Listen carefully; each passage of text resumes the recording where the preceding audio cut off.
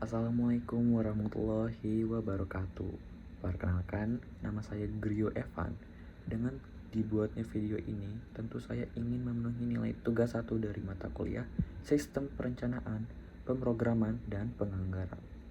Nah, pada kesempatan kali ini, materi pertemuan yang ingin saya kaji lebih dalam adalah materi pertemuan yang kedua, di mana pada materi pertemuan kedua tersebut kita diajak memahami bahwa sebuah sistem pada dasarnya adalah rangkaian unsur yang saling terhubung. Dalam konteks administrasi publik, sistem ini tuh berfungsi sebagai wadah untuk memastikan bahwa tujuan organisasi dapat dicapai secara terarah. Perencanaan kemudian menjadi fondasi utama, yaitu proses menentukan apa yang ingin dicapai, bagaimana cara mencapainya, siapa yang melaksanakannya, dan bagaimana keberhasilannya dapat diukur. Namun, meskipun definisi ini tampak sederhana, praktiknya jauh lebih kompleks.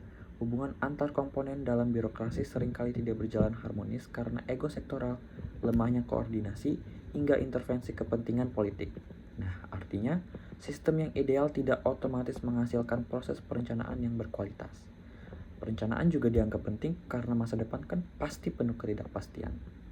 Tanpa rencana, organisasi cenderung reaktif dan kehilangan peluang. Tetapi, dalam realitas birokrasi, perencanaan tidak selalu menjadi instrumen strategis. Ada kalanya rencana hanya menjadi formalitas dokumen tahunan yang disusun bukan untuk digunakan, tetapi untuk menggugurkan kewajiban administratif. Materi pertemuan kedua juga menekankan kegiatan-kegiatan perencanaan seperti menetapkan tujuan, merumuskan kebijakan, melakukan peramalan, hingga menyusun rencana operasional. Namun, banyak rencana meleset bukan karena perencana tidak mampu, melainkan karena kapasitas institusional yang belum matang. Kemudian, masuk ke tahap pemrograman dan perencanaan. Di situ, tantangannya justru semakin besar. Pemrograman sendiri seharusnya menerjemahkan rencana menjadi langkah operasional yang konkret. Penganggaran pun idealnya menjadi proses sistematis untuk mengalokasikan dana secara tepat guna dan akuntabel. Tetapi tahap inilah yang paling rentan terhadap distorsi, karena keputusan anggaran tidak selalu murni berbasis kebutuhan, melainkan juga dipengaruhi pertimbangan politik dan negosiasi kepentingan. Nah, di sini juga model PPBS atau Planning, Programming, dan Budgeting System mencoba menawarkan integrasi.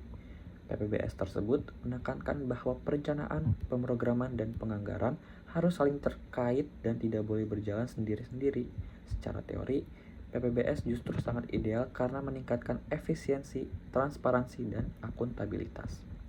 Nah, lagi-lagi persoalan muncul pada implementasi. PPBS itu sendiri membutuhkan disiplin yang tinggi, data yang kuat, koordinasi yang konsisten, dan integritas aparat.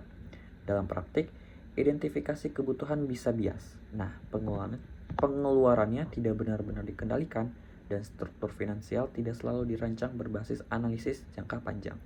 Bahkan logika sederhana pun, seperti membedakan kebutuhan dan keinginan atau membatasi pengeluaran sesuai prioritas, seringkali sulit dilakukan karena budaya anggaran harus habis kutip 2 yang masih melekat di banyak instansi publik.